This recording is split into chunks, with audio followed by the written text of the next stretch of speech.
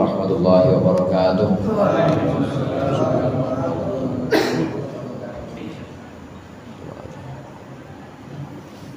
Al-Fatihah. Bismillahirrahmanirrahim. Alhamdulillahirabbil alamin. Arrahmanir rahim. Maliki yaumiddin. Iyyaka na'budu wa iyyaka nasta'in.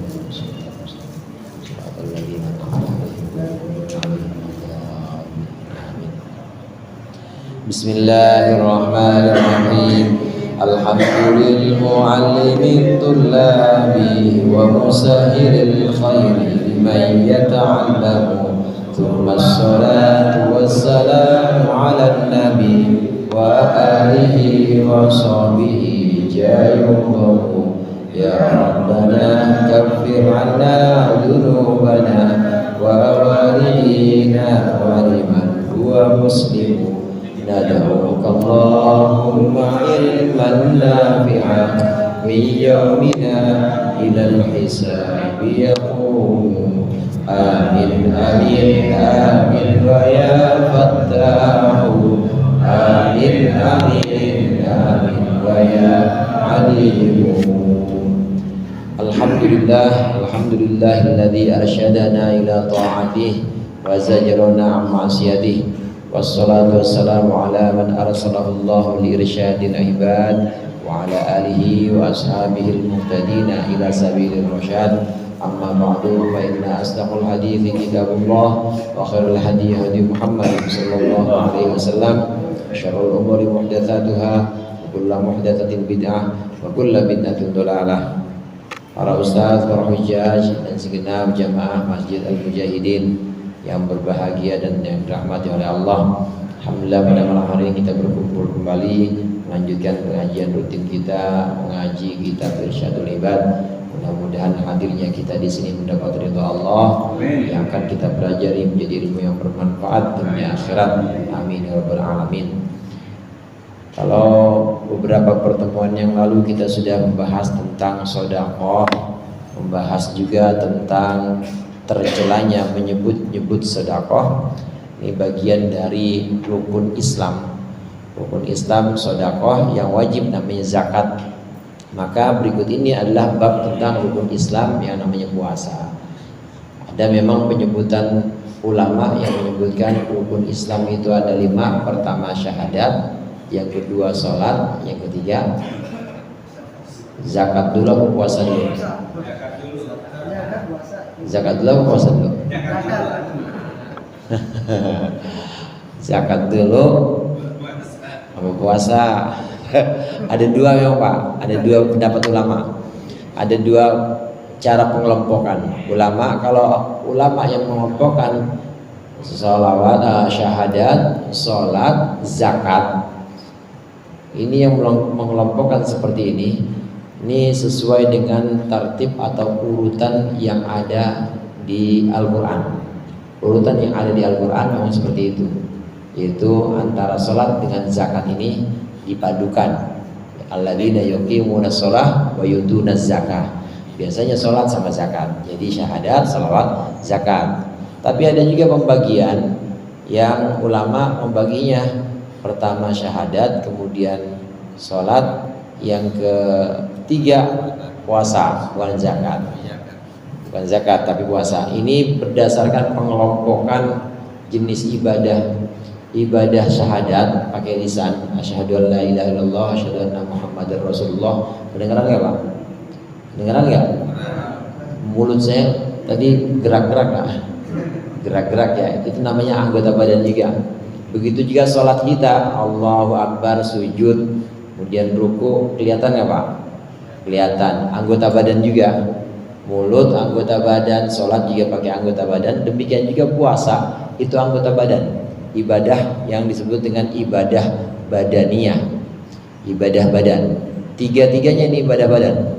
Jadi kalau disebutkan rukun Islam yang ketiga itu puasa, ini berdasarkan pengelompokan ini ibadah badan dulu. Ibadah badan dulu, syahadat, sholat, puasa, semuanya ibadah badan. Nanti setelah itu baru ibadah maliyah, ibadah harta, yaitu zakat yang keempat. Nah setelah itu baru haji. Haji ini penggabungan antara ibadah badan dan ibadah harta. Karena badan aja nggak cukup, sehat gagah masih muda, daftar kagak, nggak bakal berangkat. Nyetor kagak, atau nyetor tapi belum ada tambahan yang nggak berangkat walaupun gagah, walaupun sehat. Atau sebaliknya hartanya udah setor semuanya tapi dia sakit, badannya nggak kuat, badannya nggak bisa untuk melaksanakan ibadah haji, maka nggak bisa. Maka ibadah haji menggabungkan antara ibadah harta dan badan. Ini kenapa kita temukan berbeda. Ada yang rukun Islam itu yang ketiganya puasa, yang ketiga puasa, syahadat, sholat, puasa. Ini berdasarkan kelompok ibadah badan dulu. Habis ibadah badan baru ibadah harta, baru setelah itu penggabungan badan dan harta. Tapi kalau yang dengan urutan syahadat, sholawat, zakat, ini sesuai dengan urutan Al-Quran dan juga sesuai dengan urutan yang ada di sabda Rasulullah, bunyal Islamu ala khamsin. Itu urutannya sesuai dengan nas, sesuai dengan redaksi Al-Quran dan hadis. Yang mana yang betul ya? Dua-duanya betul. Dua-duanya dipakai oleh ulama. Kita di sini setelah zakat, nah kemudian puasa. Ini bab baru tentang puasa. Qala al-musannifu rahimahullah wa nafa'ana bihi wa bi'ulumihi fid dharain amin. Babus shaumi, ini bab tentang puasa. Qala tabaraka ta'ala, berfirman Allah tabaraka, maha pemberi kebaikan Allah wa ta'ala dan maha luhur Allah. Ya ayyuhalladzina amanu kutiba alaikumus syiyamu kama kutiba alal ladzina min qablikum la'allakum tattaqun.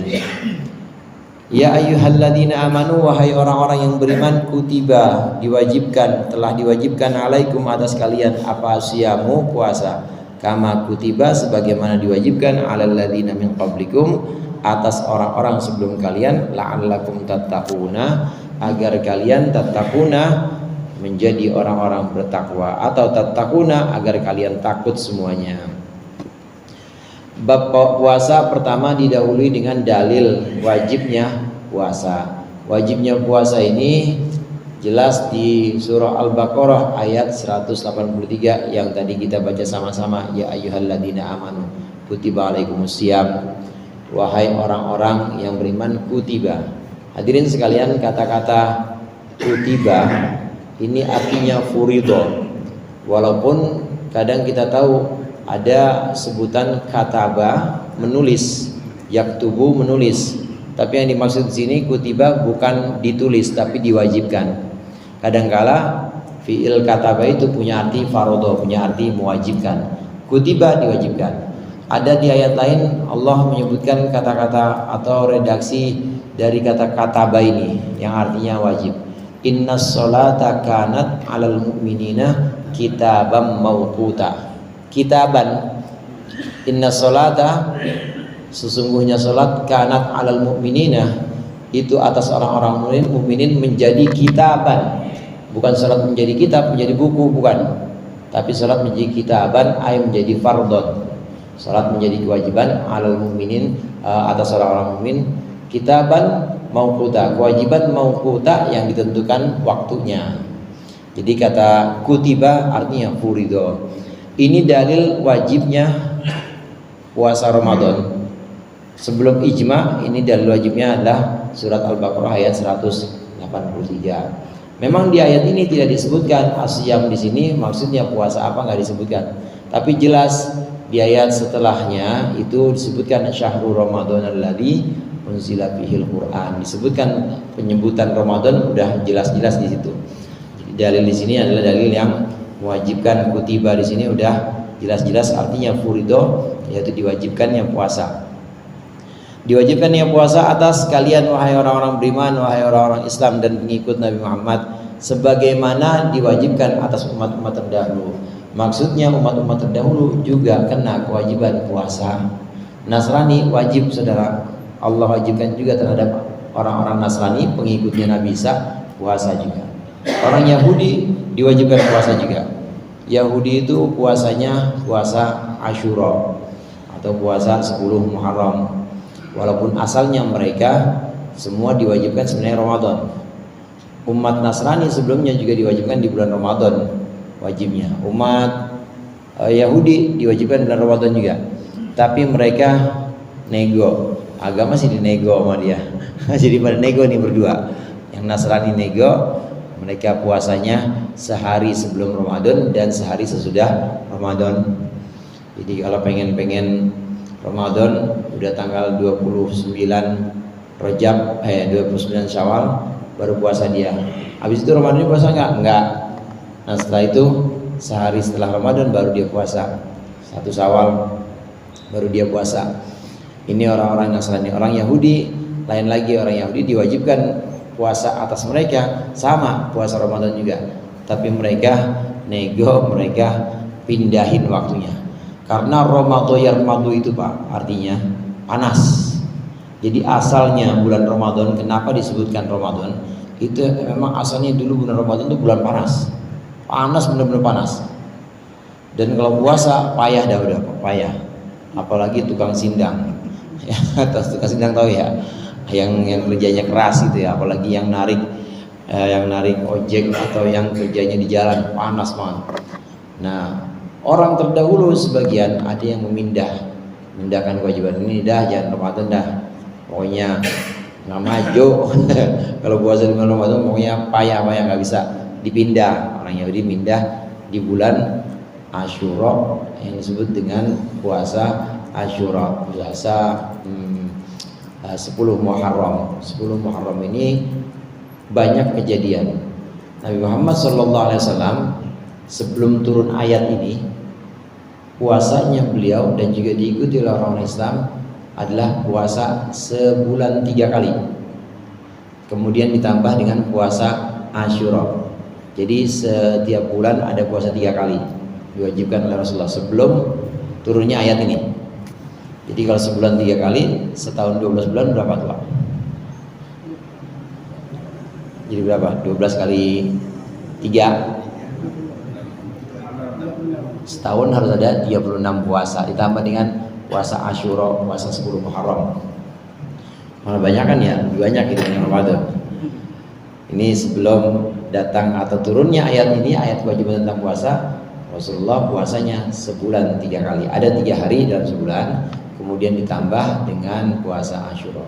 Kenapa puasa Asyura ini oleh Rasulullah dilaksanakan? Walaupun sempat waktu itu sampai di Madinah oleh orang-orang Yahudi, nah Muhammad katanya agama tauhid dan agama yang baru menyempurnakan Musa, tapi ngikut-ikut Musa juga, karena memang orang Yahudi sangat mengagungkan Nabi Musa dan juga sangat mengagungkan Asyura. Asyura ini hari di mana Allah menyelamatkan Bani Israel dari Fir'aun. Asyura juga hari di mana Allah menyelamatkan Nabi Yunus dari perut ikan besar. Hari Asyura juga di mana Allah menyelamatkan atau mengembalikan Nabi Yusuf kepada Nabi Yakub bapaknya. Asyura banyak kejadian-kejadian penting sehingga nabi-nabi Bani Israel ini selamat. Orang Yahudi atau Bani Israel ini sangat mengagungkan Asyura. Nabi Muhammad sampai di Madinah sempat diledekin, ya katanya agama sendiri, ngikut-ikut Yahudi puasanya. Kata Nabi Muhammad, nahnu aula bi Musa minkum, kami lebih berhak terhadap Musa dibanding kalian. Karena Nabi Muhammad pun juga sangat mengagungkan Nabi Musa dan nabi-nabi sebelumnya, sangat menghormati. Sempat Nabi Muhammad mewajibkan sebelum turun ayat ini mewajibkan puasa Asyura dan juga puasa sebulan 3 kali. Nah setelah ayat ini turun, maka terhapus ini kewajiban puasa yang sebulan 3 kali dan juga Asyura. Jadi yang wajib apa? Ramadan saja. Yang wajib Ramadan. Ada di dalam perjalanan hijrah Rasulullah, maksudnya sesampainya Rasulullah ke kota Madinah, maka yang pertama kali dihapus oleh Allah kewajiban atau syariat dihapus kiblat, saudara. Waktu sampai di Madinah kira-kira 2 bulan sampai di Madinah, Allah suruh ubah arah sholat. Muhammad, ubah arah sholatmu ubah jangan ke Ka'bah lagi, tapi ubah menghadaplah kalian semua saat sholat, menghadaplah ke Baitul Maqdis. Itu berubah 180 derajat Pak. Jadi posisinya kalau menghadap Mekah dari Madinah nih sampai di Madinah Rasulullah hijrah, maka yang pertama dihapuskan oleh Allah kiblat, syariat kiblat. Yang tadinya orang-orang Islam dan Nabi Muhammad puasa sholat madhabnya madhab Ka'bah, itu harusnya kalau dari Madinah madhabnya madhab ngidul ya, selatan, madhab selatan. Nah tapi begitu diperintah oleh Allah untuk madhab ke Baitul Maqdis, maka jadinya madhab ngalor. Ngalor itu ilir, jadi utara, kan 180 derajat. Yang asalnya ini kota Madinah di sini, Mekah itu ada di sana. Nah sholat jadi madhab sana.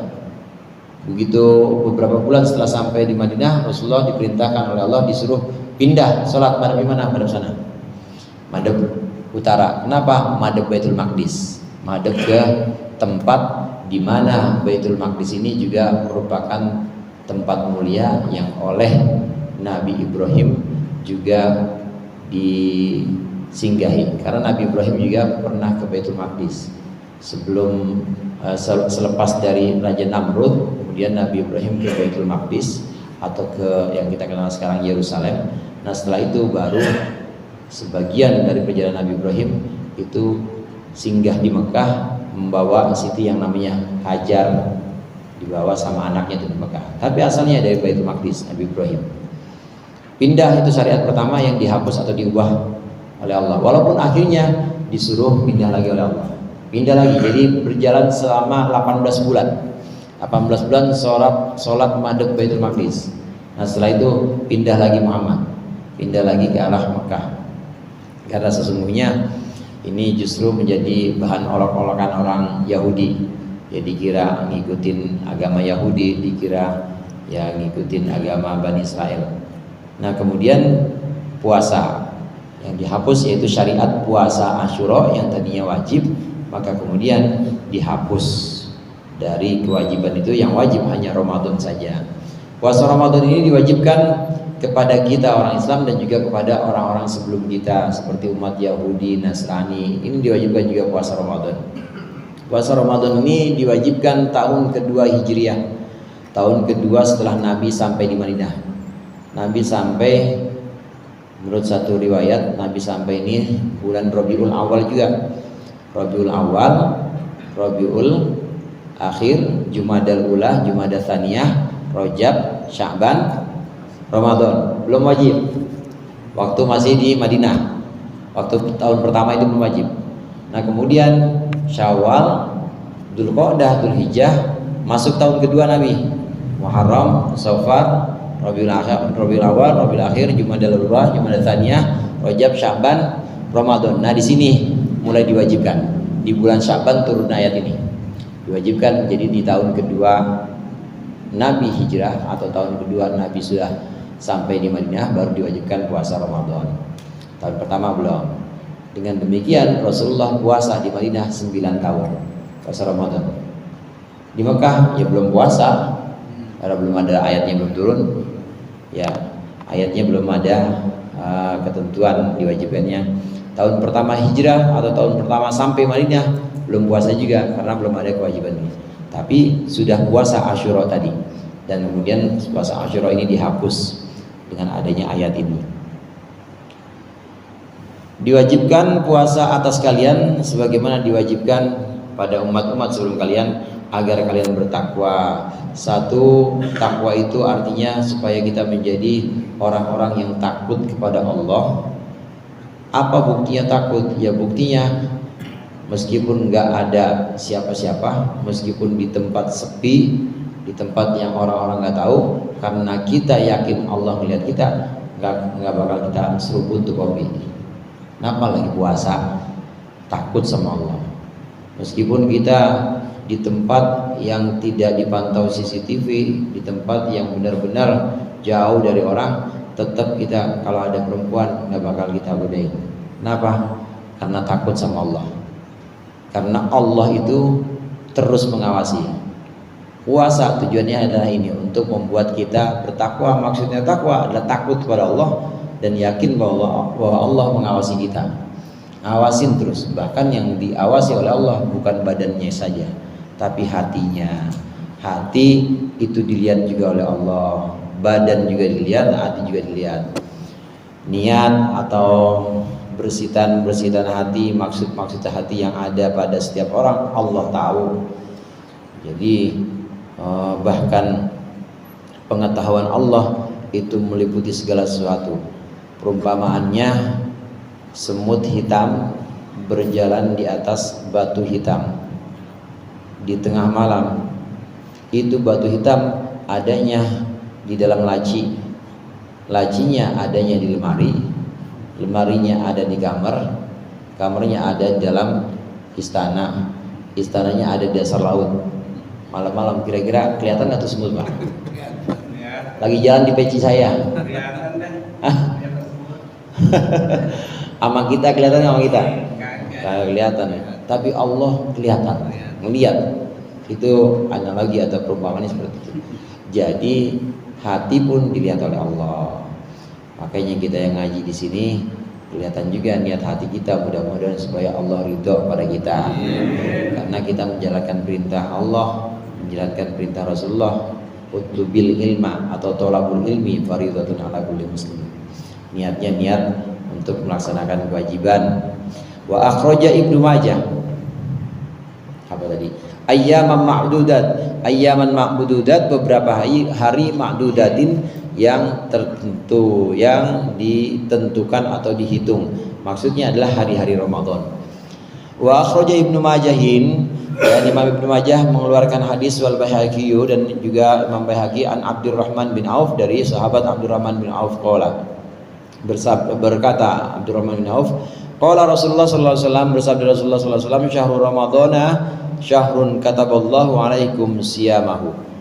Bulan Ramadan adalah bulan kataballahu alaikum, yang Allah mewajibkan atas kalian siyamahu, puasanya bulan, maksudnya Ramadan. Wa sanantu lakum, dan aku mensunnahkan itu maksudnya mencontohkan, lakum untuk kalian, qiyamahu, qiyamul lailnya Ramadan, qiyamul lailnya bulan tadi. Faman shamahu, barang siapa yang berpuasa Ramadan, wa qamahu, dan qiyamul lail atau mendirikan malam Ramadan, imanan, dalam keadaan iman, yakin terhadap ganjaran, wahtisaban, dan ihtisab itu artinya ikhlas, kharaja, maka orang itu keluar min dunubihi, dari dosa-dosanya orang, kayaumi waladatuhu ummuhu, seperti hari melahirkannya siapa, ummuhu, ibunya, man, seperti hari di mana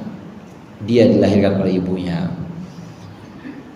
Kata Rasulullah SAW, Ramadan adalah bulan yang Allah wajibkan puasa siangnya, dan aku sunnahkan, aku contohkan qiyamul lail malamnya. Yang dimaksud dengan puasa siangnya ya puasa, jadi mulai dari subuh sampai maghrib, menahan diri dari segala yang membatalkan.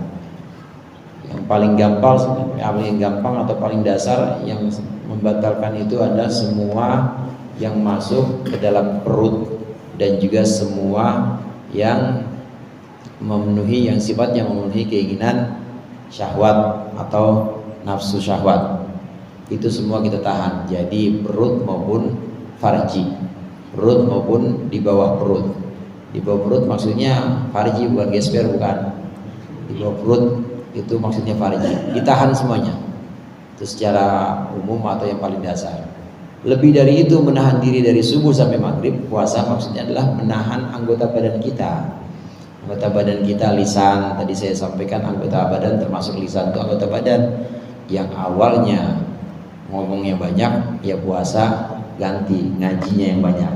Deres aja pakai deres, habis maghrib ya 2 juz, habis isya karena panjangan ya, habis tarawih maksudnya, habis tarawih ya 4 juz, iya terus, jadi yang banyak ngajinya bukan ngomongnya. Atau kalau nggak gitu ya lebih banyak diam dibanding ngomong. Kalau di luar puasa atau di luar Ramadan ini banyak ngomongnya, dia lebih diam. Karena anggota badan mulut termasuk diantaranya itu juga dipuasain atau diatur dan dikekang. Anggota badan yang lain juga begitu. Ada puasa tadi batasannya perut dan farji saja, lebih tinggi lagi puasa anggota badan juga. Tangan yang asalnya WA WA aja nggak dibaca dulu, forward namanya ya, forward lagi, sekarang nggak pilih-pilih ya, yang biasanya ngetik yang jelek-jelek sekarang nggak. Siapa nggak ngetik Ustaz pakai voice note? Sama aja, nggak boleh. Yang jelek-jelek jangan. Ini puasa yang jempol, jadi puasanya puasa jempol juga. Puasa kaki juga, kakinya cuma jalan ke tempat yang Allah ridho, nggak jalan ke tempat yang Allah murka. Semua puasa anggota badan. Dan juga tingkat yang lebih tinggi puasa hati atau puasa batin kita. Batin kita seperti ikhlas, ya, kemudian pokoknya riyadhah, sifatnya latihan hati, tawakal, qanaah, ini juga dilatih dalam puasa Ramadan ini. Hadirin sekalian, ada satu makalah menyebutkan ketika idza syaba'at al-batnu, ketika perut kita lapar, ya, ketika perut kita kenyang, maka anggota badan lapar. Ketika perut kita kenyang, anggota badan lapar. Ketika perut kita lapar, anggota badan kenyang. Maksudnya apa? Ini hikmah puasa. Hikmah puasa, waktu perut kita lapar, itu anggota badan pasti antang-antang aja. Maksudnya antang-antang aja, mau ngapain lagi, orang lapar. Kenyang udah kenyang, paling tidur. Kalau nggak tidur dia paling jalan-jalan, diajak maksiat atau diajak budak-budak cewek juga nggak mau. Orang lapar perutnya, jadi anggota badan ini pasti lebih kenyang atau lebih anteng. Kenapa? Perutnya lapar. Mata juga kayaknya ogah banget, pengen ngapa-ngapain juga. Udah pokoknya lihat Quran aja, pokoknya lihat Quran. Kalau nggak lihat Quran ya pokoknya dipakai buat merem. Anggota badan yang lain, tangan juga begitu. Malas, namanya lagi lapar, nggak mau. Tangan juga begitu bilang. Jadi kalau perut lapar, anggota badan kenyang. Tapi sebaliknya kalau perut kenyang, anggota badan lapar. Maksudnya anggota badan ini kayak orang nyari-nyari. Udah kenyang, perut udah kenyang. Jadi kepentingan perut semuanya udah, wajiban atau kepentingan semua udah terpenuhi. Maka karena udah kenyang, kemana-mana aja gak asik banget tuh, cepet ya, diajak maksiat atau diajak sesuatu yang kira-kira Allah gak ridho, cepet. Hikmah dari puasa ini dilemahkan perutnya, dibikin lapar. Dari situ diharapkan dengan laparnya perut, maka anggota badan ini akan lebih gampang direm, gampang dikendalikan. Sebab tujuan akhirnya adalah membersihkan hati atau membuat hati kita terang. Hati terang itu kalau dosanya dikit. Perut lapar, anggota badan anteng gak ngapa-ngapain, dan dosa Allah ampuni. Nah ini nanti hatinya lebih bersih atau lebih bercahaya dibanding perut kenyang tapi anggota badan ini lapar dan nyari-nyari dosa. Setiap dosa itu noda, hati terus kena noda, yang gak bakal bercahaya dan gak bakal bersih itu hati. Nah puasa adalah untuk membersihkan hati. Caranya membuat perut lapar, kemudian anggota badan anteng, sehingga dosa-dosa juga berkurang. Nah, sedikit-sedikit hati ini akan menjadi terang, menerima nasihat-nasihat, menerima cahaya Allah. Wa Ahmadu an Abi Hurairah. Wa Ahmadu, dan Imam Ahmad mengeluarkan hadis dari sahabat Abu Hurairah, man shoma Ramadhana imanan wa ihtisaban. Barang siapa yang berpuasa Ramadan imanan, dalam keadaan yakin, maksudnya yakin terhadap janji Allah, wa ihtisaban, dan juga mengharapkan balasan, ghufira lahu ma taqaddama min dhanbihi wa ma ta'akhkhara, maka akan diampuni untuknya ma taqaddama min dhanbihi, dosa-dosa yang telah lalu, wa ma ta'akhkhara, dan dosa yang akan datang. Ada dua istilah di sini, imanan wa ihtisaban. Orang yang berpuasa Ramadan, imanan itu maksudnya yakin Allah bakal balas. Wa ihtisaban pengertiannya mengharapkan balasan. Karena ada orang puasa atau qiyamul lail yang diharapkan bukan balasan Allah, tapi yang diharapkan pujian orang. Ada yang begitu. Tapi yang dimaksud di sini ihtisaban benar-benar mengharap Allah saja. Karenanya ada pengertian ulama, ada pendapat ulama yang mengatakan ihtisaban di sini bukan mengharapkan ganjaran tapi ikhlas. Maksudnya cuma karena Allah saja. Barang siapa yang puasa Ramadan yakin bahwa Allah akan membalasnya dan hanya karena Allah saja, maka dosa-dosa telah lalu dan dosa-dosa akan datang diampuni oleh Allah. Mudah-mudahan kita bisa mengamalkannya. Allahumma anfa'na bima 'allamtana wa 'allimna ma yanfa'una warzuqna minal nabiyyin wa minal mursalin wa malaikatil muqarrabin bi rahmatika ya arhamar rahimin.